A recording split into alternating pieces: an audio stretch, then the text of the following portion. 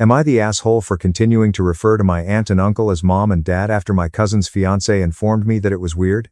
Alright, this is lengthy, but I need other people's perspectives because it seems that the people I call my own parents are now debatable. First, some backstory. My father passed away when I was 3. I don't recall the collision. Flashes come to mind. The hospital disinfectant smell. My mother was sobbing in a manner that seemed almost irate. I didn't know what I was supposed to be strong about, so it didn't make sense when people kneeled in front of me and said, "Be strong for mommy." One particular recollection remains. A few days prior to the incident, my dad lifted me up in the driveway. Only because someone informed me later do I know it was a few days prior. It simply exists in my mind as before. Then came the after. My mom stopped preparing actual meals after that. She spent more time in her room after that. Everyone seemed to be holding their breath, and the house felt heavy. I don't remember the funeral in a particularly spectacular way. There were only black folks and someone attempting to give me a cookie. My age was that young. It was just melancholy at first. Everyone said the same thing. She is in mourning. Then it turned into trashed wine bottles. After that, it turned into empty pill bottles that I was not allowed to handle. At 10 p.m., it turned into strangers seated at our kitchen table. When I had to go to school the following day, my mother once neglected to come get me, so I sat on the steps outside my preschool. I was waiting with one of the teachers. I could tell that wasn't regular, even if she tried to make it look so. Social professionals were present. At the time, I was unaware that's what they were. I simply knew that women were asking me if I felt comfortable at home while holding clipboards. More members of my dad's family began to arrive. Lisa, my aunt, would deliver groceries. Things around the flat would be fixed by my Uncle Mark. My mother wasn't yelled at. They simply had a troubled expression. There were court dates after a while. My mom gave me a big embrace that day and I recall being informed I would stay with Aunt Lisa for a little while. Too tight. She had a scent that I didn't recognize at the time, a combination of booze and a chemical. I had no idea why I was torn between families. Nobody gave me an adult explanation. All I knew was that one of my 2 homes felt more tranquil. The little while ended up becoming forever. I sat coloring in a hallway during a court hearing as adults argued in another room. After everything was finished, Aunt Lisa remarked, "You're coming home with us," while kneeling in front of me. "When am I going back?" I inquired. She hesitated. "For a moment only. You will remain with us for the time being." At first, it felt strange to move into their home. It had a distinct scent. At night, it was silent. Don't play loud music. No doors were slammed. I was in my own room. It was too quiet to sleep the first night, so I recall staring at the ceiling. I kept getting up, so Uncle Mark sat outside my door for a while. I referred to them as Aunt Lisa and Uncle Mark during the first year. It was more secure, as if I wasn't picking sides. They didn't push it. They attended all school functions. They assisted with homework. Lunches were packed. In the driveway, Mark showed me how to ride a bike. As if she had been doing it all her life, Lisa attended every parent-teacher conference. Long before I named them that, they behaved like parents. My biological mother died about a year after I moved in. Take too much. I didn't hear that word at the moment. She just didn't make it, and it wasn't until years later that I realized what that meant. Shortly after, the adoption paperwork was completed. I recall sitting in a courtroom once more, wearing a dress Lisa had chosen. The judge asked if I was comfortable with getting adopted while grinning. I gave a note. There was no drama. Don't make a huge speech. Just hugs and autographs. Everything changed when I was in middle school. One day I had a fever and was unhappy. Lisa was using a washcloth while perched on the side of my bed. "Mom, may I have water?" I said. The word was recently released. For half a second, she froze. Then, as if it were the most commonplace thing in the world, she responded, "Of course." From the hallway, Mark heard. Later that evening, when he believed no one was watching, I watched him wipe his eyes in the kitchen. Then it became stuck. No family get-together. Not a word. Only mom and dad. Nobody ever protested. Not grandparents. Not relatives. Not uncles or aunts. It was just understood for years. They were my parents. And for that reason, the subsequent events were more devastating than they ought to have been. My grandparents' house has always been raucous and hectic on Memorial Day weekend, but in the greatest possible way. In the countryside, they own roughly 2 acres of land. It isn't a farm, but there is enough room for children to run around without running into a fence every 5 seconds. My cousins and I used to construct these awful forts out of blankets and lawn chairs near this large oak tree in the back. Grandpa is adamant about being the only person permitted to touch the grill, which is located off to the side of the patio. It felt regular when we pulled into the driveway on Saturday. Secure. I was fully aware of which aunt would bring what. I had a seat in mind. I was aware of how the day would unfold. The thing about that property is that it is reassuringly predictable. Not a drama. Only laughing, food, and the inevitable argument about cornhole regulations. I'm at ease there. For example, I don't have to consider my position within the family. I'm simply there, and nobody treats me as the adopted one. It has always been. However, since Ethan brought his fiancée for the first time, this year was a little different. All of us had heard about her, Brianna. 23. A few months had passed since their engagement. They had only been dating for almost a year. Based on what I knew, she looked put together as they exited the vehicle. Perfect hair and outfit a bit too fancy for a backyard cookout, but whatever. She grinned broadly, as if she were going to enter an interview. First, Ethan went around giving hugs. Initially shaking hands rather than embracing him, Brianna trailed him by half a step. Just apparent, not a huge deal. When she reached me, she gave me a swift up and down look before grinning. She said, "Oh my God, you must be the cousin." "Yes," I said, "nice to meet you at last." Her eyes didn't quite meet her smile. She didn't do anything blatantly disrespectful at first. It was simply off. She started scolding Grandpa on the way he was seasoning the burgers within 10 minutes of arriving. As if she had just discovered fire, she remarked, "You know, if you mix the spices before forming the patties, it's actually more flavorful." Grandpa simply laughed and remarked, "I'll bear that in mind, but I've been doing this for about 40 years. It didn't land, but she laughed as if it were a joke. My aunt later said she enjoyed the new patio seats. "Oh yeah, we're planning something way more modern for our future house," Brianna said abruptly. "Neutral, simplistic colors are what we're thinking of, extremely well curated." Nobody had inquired. She once cut my mom off in the middle of her statement to explain that wedding planning is basically a full-time job.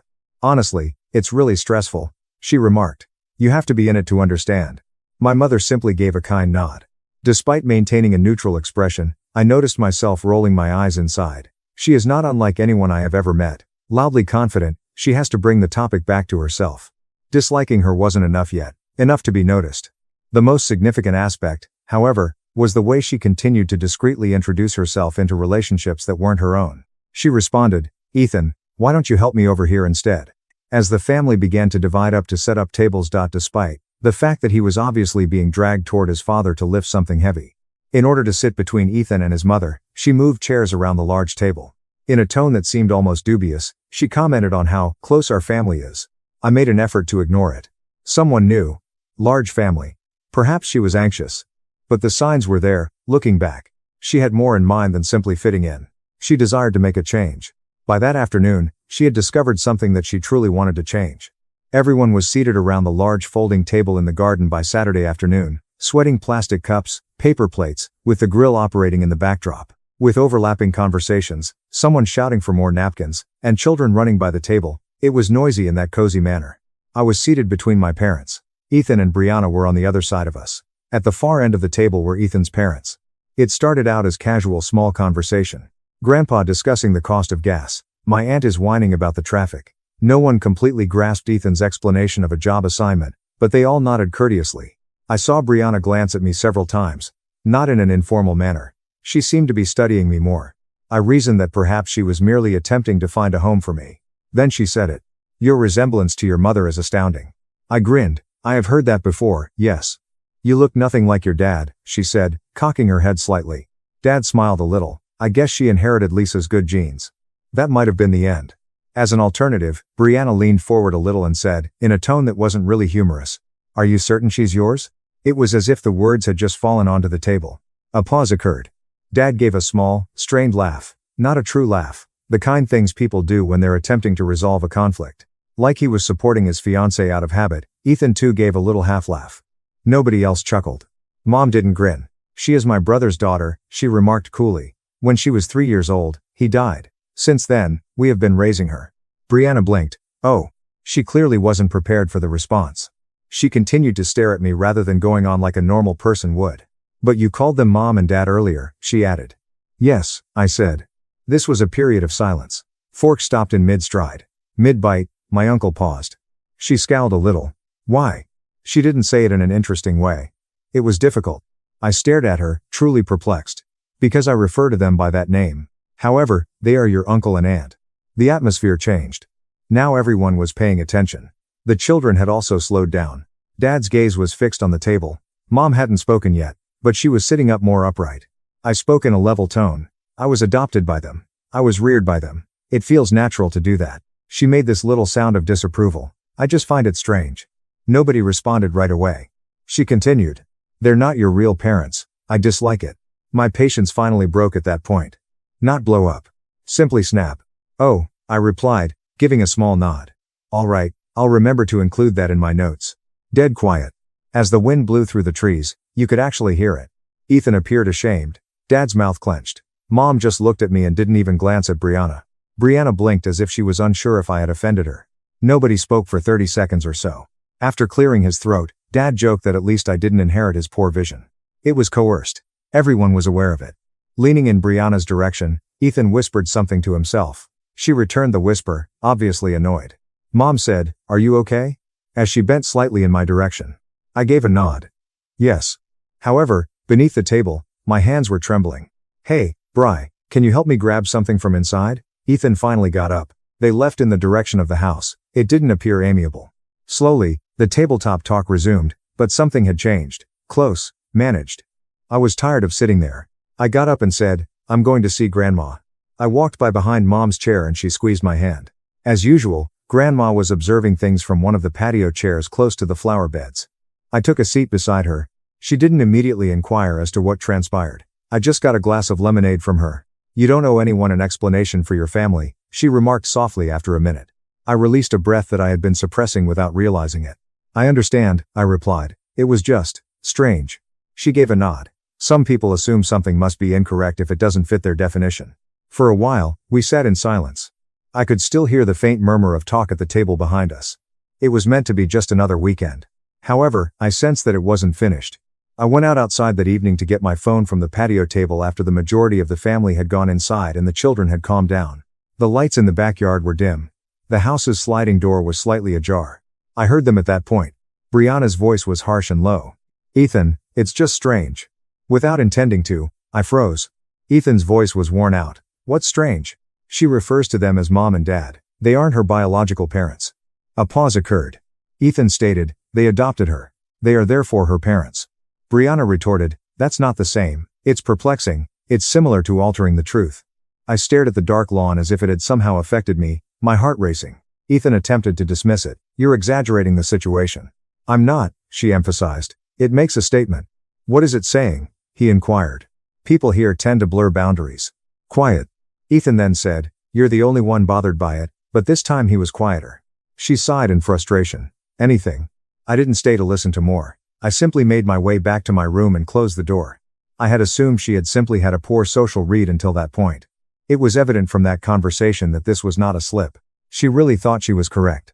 That implied that it wasn't finished. I was half asleep when I entered the kitchen the following morning. Mom was pouring coffee at the counter. Grandma and Grandpa were seated at the table already. Brianna was also there, using her phone to browse. I didn't give it any thought. "Good morning, Mom," I said as I walked directly to her and put my arms around her. She kissed the top of my head with a smile. "Good morning." Brianna looked up before the situation had a chance to settle and said, "I already expressed my dislike for that." The room became silent. I blinked. "Like what?" She remarked, "When you call them Mom and Dad, they are your uncle and aunt." Mom tensed up a little beneath my arm. Despite the heat rising up my neck, I spoke evenly. "I was adopted by them." "That doesn't make it any less strange," she said. "It feels a little off." Grandpa made a snap decision. He said sharply, "What she calls them is none of your business." Brianna chuckled uncomfortably. "I'm just expressing my feelings." Grandpa leaned a little forward. His voice shifted to one that was firm but not loud. "She is their daughter. Legally and in all relevant respects. For that, we went to court. Nobody made a move." He went on to say, "She is not a guest in this family. That doesn't suit your preferences, so you don't get to redefine it." Slowly, Grandma nodded. "Exactly." Mom's hands tightened around the coffee mug, but she remained silent. Dad sensed the tension as soon as he entered the room in the middle of a sentence. His mouth clenched, but he said nothing. Brianna's face went red. She opened her mouth like she was going to argue again, then closed it. She appeared uncertain for the first time during the weekend. She became aware that she had miscalculated the room at that point. Breakfast was awkward. No one said it out loud, but the energy had shifted. Ethan sat across from Brianna, barely making eye contact with her. He tried to talk about random stuff, sports, work, anything, but it felt forced. Brianna stayed quiet, not embarrassed quiet, sulking quiet. At one point she muttered, "I didn't mean to cause drama," which didn't sound like an apology. Ethan snapped quietly, "Then stop." Mom reached over under the table and squeezed my hand. Dad didn't say much, but he stayed close to me the entire time, protective without being obvious about it. No one included Brianna in side conversations. No one asked her questions. She'd come in trying to subtly adjust the family dynamic. Now she was on the outside of it. The kitchen confrontation didn't end there. When Brianna tried one last time to justify herself, "I just think titles matter," Grandpa stood up. He didn't raise his voice. But everyone stopped talking. "She is their daughter," he said clearly. "We went to court, we signed papers. We stood in front of a judge. That makes her their child in every sense." He looked directly at her. "You do not get to sit in my house and question that." The silence afterward was heavy. Grandma nodded again, firm this time. Mom stood very still. Dad's jaw was tight enough I thought he might say something, but he didn't need to. The correction had already been made. Brianna gazed around the kitchen. No one was backing her up. Not Ethan. Not anyone. That was the moment she lost control of the story. It wasn't about whether she liked things anymore. It was about her overstepping. And everyone had seen it. After Grandpa shut her down, the house didn't explode. It just shifted. By lunchtime, everyone on the farm suspected something had happened. No one was dramatic about it, but I could feel the change. One of my aunts drew me aside near the grill and said gently, "You good?" "Yes," I said. She squeezed my shoulder. "You don't owe anybody anything." A little later, my uncle strolled past Brianna while she was standing at the drink table and remarked, not yelling, but definitely loud enough some people don't understand family. He didn't look at her when he said it. He didn't have to. Conversations kept continuing, but something had shifted. People who'd been conversing with her previously were now busy somewhere else. She'd come up to a group and it would thin out after a minute. No one was rude. No one attacked her. They just stopped including her. Ethan looked irritated the remainder of the afternoon. Not at me. At her. He kept scratching the back of his neck, that nervous habit he's had since high school. He scarcely made eye contact with anyone. When she sought to reinsert herself into conversations, he didn't back her up. She attempted to act confident, smiled too large, laughed too loud, made statements about wedding preparations again if nothing had happened. But she was isolated. The family didn't argue with her. They closed ranks around me instead. That's when I understood this wasn't simply awkward anymore. It was social fallout. That night, after supper, I walked inside to fetch my charger. The hallway light was on. Their bedroom door wasn't totally closed. I wasn't trying to eavesdrop. But voices carry. Ethan's voice came first. "Why would you make that your business?" Brianna shot back immediately, "It's weird. I was merely saying what everyone was thinking." "No," he answered firmly. "You were the only one thinking it." Silence for a second. Then she said, "It's confusing. It's not normal. She was adopted," he said. "They are therefore her parents." "That's not the point," Brianna insisted. "It just says something about how this family handles things." Ethan's tone shifted. Not angry. Disappointed. "You embarrassed me in front of my grandparents." "I was being honest." "You doubled down after Grandpa told you to drop it. So now I'm the bad guy for having an opinion?" "You don't get to have opinions about someone else's family structure." A pause occurred. She didn't apologize. She didn't backtrack. She just reiterated, "I don't think I was wrong." That was the moment something altered. You could hear it in his voice.